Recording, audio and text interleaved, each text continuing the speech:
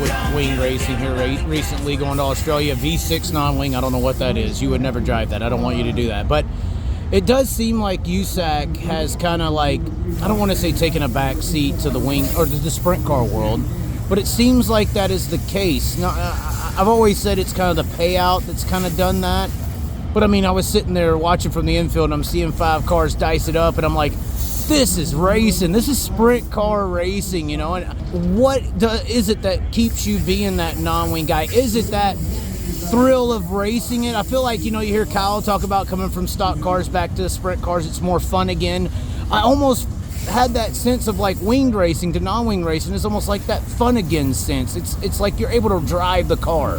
Yeah, definitely can drive the car, and this has obviously been our bread and butter for a long time. So it's hard to, you know, leave the top of one thing to go be in the middle of another. Right. You know, yeah. But is there that drivability aspect as well? You kind of dictated a little bit more. It seems like the wing car is more focused on the equipment and the setup, and you're kind of locked into what you got. Yeah, exactly. When we go to a short track hop stop, for example, it's kind of more like what we do here, and you know, we can win against the Outlaws. So we're getting faster, and I think we're going to have a, you know, win with the Outlaws somewhere else to kind of shake the stigma that we can only win at one place. But I think racing both can make you better at each one. But I don't really understand the discrepancy, you know what I mean, in you know popularity, what I'm saying? because the racing's way better with non-wing. You're seeing 5 or 6 cars all racing together, sliding each other, and wing racing, you might see 1 or 2 passes in the top 5 the whole race. What is some of the differences, discrepancies that you notice as a driver between the two? Are you noticing, you know, being once again locked down versus a little more freedom on being able to outdrive the equipment or the setup that may be on the race car? Yeah, I mean, you're obviously locked down and stuff, but it's just the setup's crucial in the wing racing, and we don't do it as much as the guys that are really good, and we don't have the budget as the guys that are really good. Is that really the deal with wing racing? The budget it's pretty big. Priority? Yeah, I mean, you got to have, if you're going to go out there and race 80 races, you better have 6 or 7 motors. So you can have one always. And hitters. The hitters cost a little bit more. Some people you can't even get them. Yeah, exactly. There's a lot of exclusivity. You know, you talk about the Morrisons, the Charlie Garretts. These things do make a difference in the winged racing world, and they're almost like on that under-the-table kind of exclusivity basis. It's hard. I think the 1-inch wicker wheel has helped, honestly. Takes it out of it a little bit, or your engine doesn't last as long through the night. And, you know, it's put some guys on their heels. You want to go over everything while everything's fresh real quick? Yeah, and so it's, you know, put some guys on their heels and shuffle the game up a little bit, but cream rises to the top. The good crew chiefs and the good drivers figure it out. Well, you're a driver crew chief, and I guess that's why you have to get to the car real quick, right? Yes. All right. Well, thank you for your time. Yep.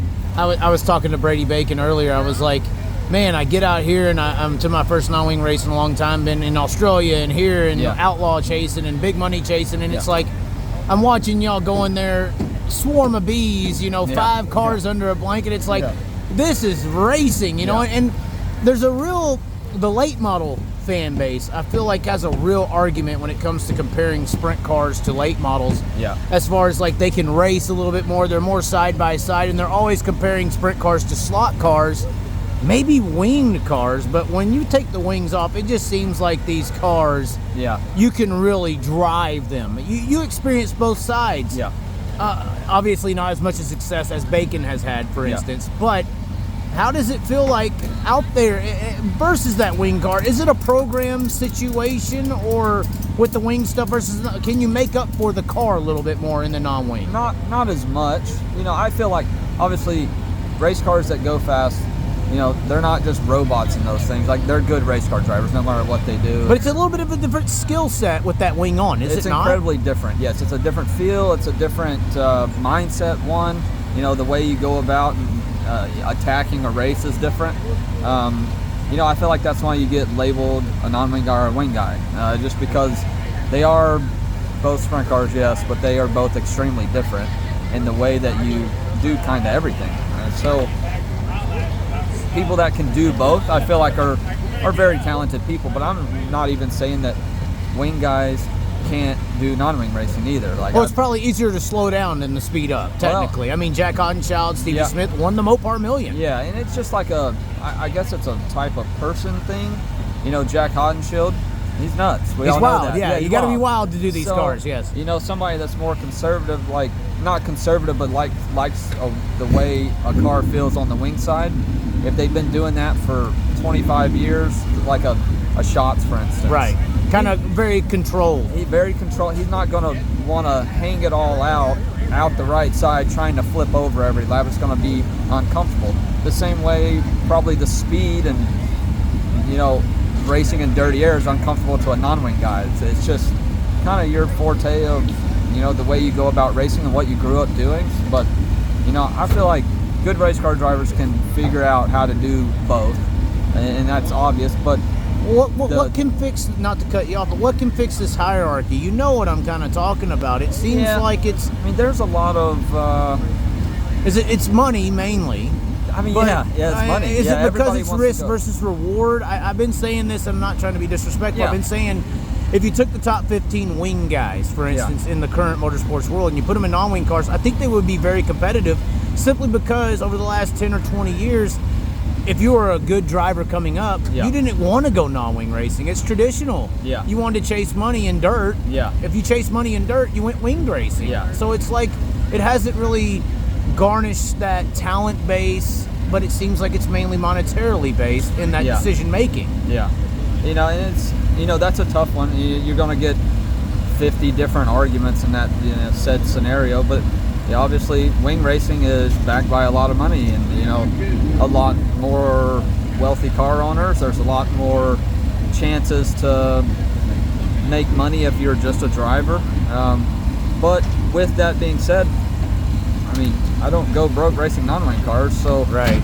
But you have to run good, you know. But you have to run good in a wing car too. Like, you can't just run dead last every single night. It seems like you're saying you got to have that kind of equipment to run extremely well in the wing car. And the mines. I mean Carl Kinser's Carl Kinser for a reason. The mines of the wing racing world make a big difference. Yeah. Yes. And, you know, even on the non-wing side, maybe not 20 years ago, because obviously if you go 20 years back, the difference in, you know, just development of sprint car racing, and, yes, you know, things of that nature, you have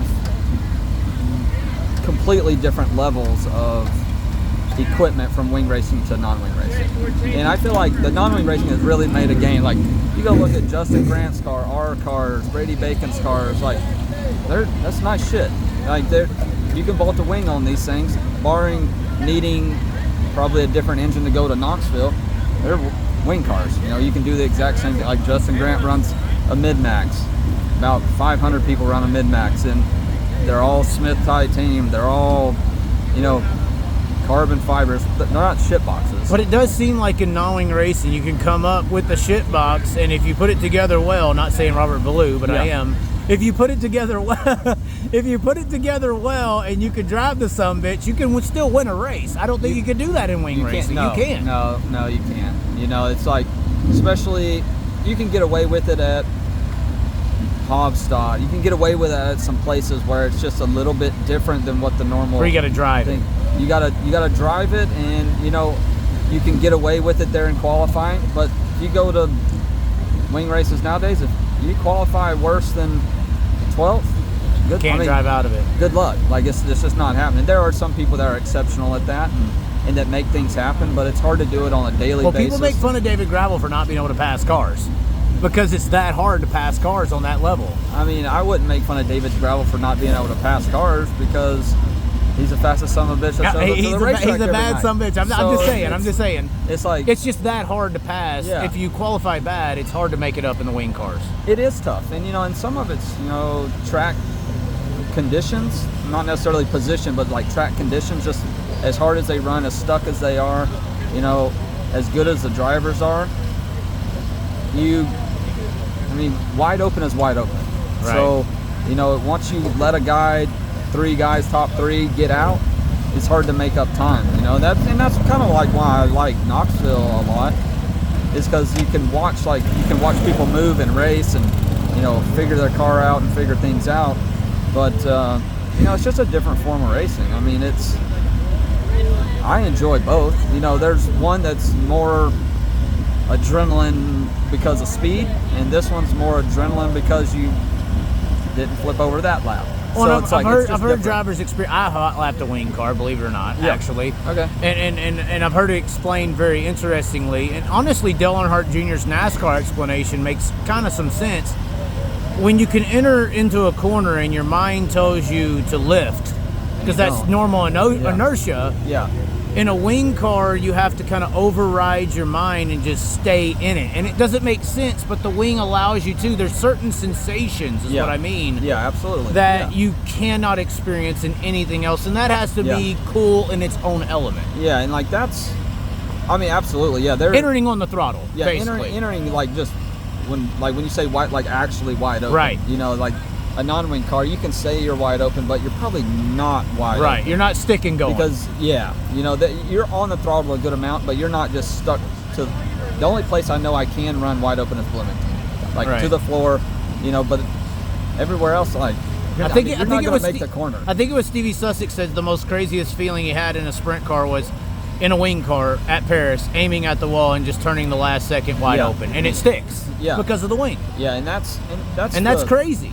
That's like the hard part for a non-wing guy to get across his It's that mind. mental break. Yes. Yeah, because if you do this, let's just say you do it for 10 years, you know, you calculate, okay, I got to stick my right rear in a certain spot.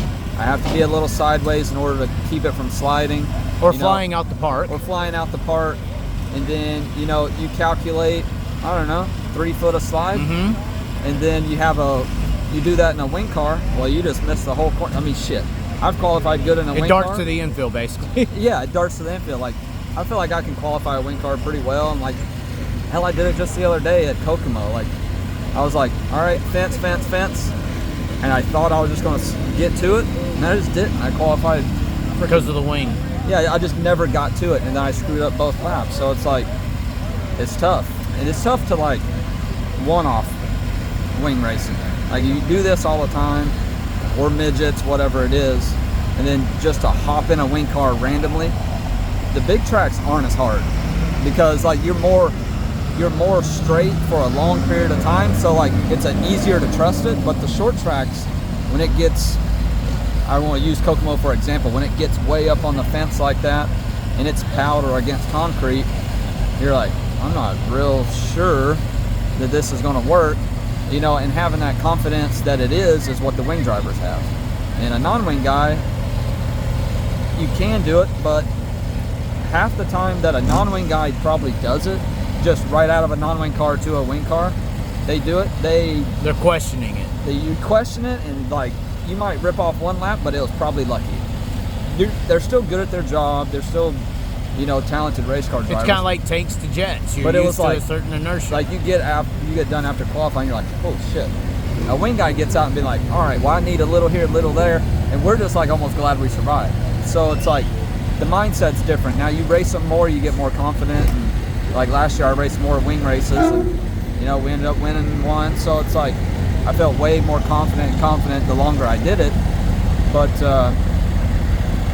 you gotta have good equipment. You gotta have a good crew chief that can get you in the ballpark because everybody's so close. So I don't like even comparing the two because they're not they're the same. It's like sprint cars to late models. They're not almost the same. Yeah, it's like different driving styles, different, and not just like one person to the next, like sport to sport. You know, they're just different. You know, one's trying to pitch you out the right side of the car, the other one's trying to rub your elbow on the left rear. Pin you in the left. Yeah, so it's like different things you do with your feet, different things you do with your hands, your eyes.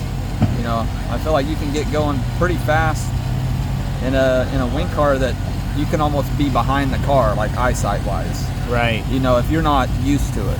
Yeah. You know, and there's It's guys almost like being on the ground in the air. It's like completely, you got to retrain what is physically possible. Yeah. So like you got guys like Brady, myself, But Brady Logan. grew up running wing cars. Yeah, he grew up running wing cars, and he does a good job. But it's like, But that's kind of his, you know, if you grow up as a kid doing a certain thing, it's riding a bike again. But even like the 21 car, like that's good shit. Like Right. it's Law heads behind it. Speedway engines. You got Hummel over there, Lawhead. All his crew members, they're all the same. It's very consistent. He works with the same people, and Brady is really smart. Like people, like he's probably the smartest guy in the pits. Like on paper, diploma wise, and on race cars. So it's like, you know, he's going to figure out what he wants, and You know, it's not like he just won. He's not bad. He's he's a damn good race car driver. He drove by you, I mean, and you're short. I'd left her a shot, bro. Either way, but, you know, I just feel like there's always going to be like this toss-up or whatever, but I don't see it. Well, like, but back to the doing hierarchy, one and the though. other. But that's also an issue as well as the hierarchy.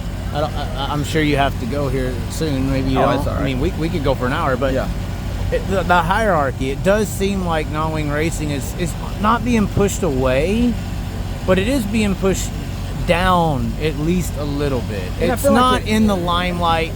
It's not the Jack Slash years, for instance. It's not the Mopar Million years. Yeah. It's almost like it's a nostalgia. It's slowly, it seems like in our age, becoming what Silver Crown is. A nostalgia. You know what I'm saying by that? If you do it every week, you wouldn't think that. Well, I'm talking about public perception. From the I'm not talking about personally. Yeah, like from the public, I mean, maybe, but it's just like big blocks in New York, for instance. Yeah. It's regional. Yeah, and I don't think that, you know, USAC has its deal, but like USAC has never been 1,000,000% on sprint cars. It's a 3-series organization, so it's never. You're always going to have to split 33% sprint car, 33% Silver Crown, midget. Like, you're never going to get 100%. And if it was, I mean, I don't know where it would go, but. Well, USAC used to have stock cars and late models as well. We got a lot of stuff going on, so it's a different. I feel like it's just different. You know, it's like, you know, the Outlaws have sprint cars, and then they have the extreme midgets, and the late models, and they race on top of each other, the late models, and they don't conflict with each other. Like if USAC was only sprint cars, you may not be saying this. Or if you raced one of the three instead of all three. Do you think maybe it's marketed wrong? Because marketing's a big deal nowadays. Like I said, Jack Slash, it seems like his videos, loud pedal videos back in the day, convinced a lot of people to want to be a non-wing racer. Yeah, I think, you know, there's usually a lot of hype around Larson. There's usually a lot of hype around some people, you know, Jeff Gordon. Yeah, Co-Trickle. Jeff Gordon with the, you know, Exalto and David Gravel's car, things like that, like big people getting involved in wing racing. And wing racing just having naturally a lot more money, whether it be from marketing, whether it be from just team owners. I mean, hell, there's David Gravel's car owner pays for a $250,000 race. Right.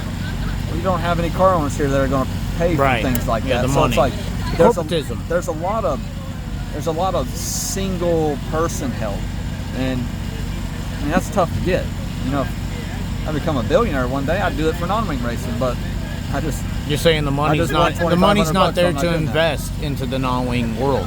They're just not. And does it come investing. easily to the wing world because of how much it costs to actually compete? So their top teams naturally will have better funding because of how much it costs to compete. Yeah, and you know, there's big people. I mean, you got big game. You know, wealthy businessman did well. Tony Stewart, Casey Kane, go down the list. Kane. Now they got out of it. And they got out of wing race or non-wing racing because obviously Levi Jones, non-wing. They had a Tony Stewart Racing stable, the Casey Kane stable in non-wing racing. You know, and they also like once certain drivers left, Levi Jones, and they replaced him with Brian Clausen. Brian Clausen decided he wanted to go wing racing. Next thing you know, it's done. You know, Casey Kane, Brad Sweet wanted to go wing racing. Brady Bacon wanted to go do whatever. I don't even know where. I think I remember, but. I want to say he went ASCS racing after that. Okay. And, you know, had a lot of help from maybe Telstar or whatever it was. I'm not sure, so I don't want to speak lies. But, you know, kind of went their own direction. Well, you know, Brad's been there forever, so they do that. You know, and they started out non-wing racing. Yeah, you used to slap Brad Sweet around every week. Yeah, I mean, I did. I used to get I'm just kidding.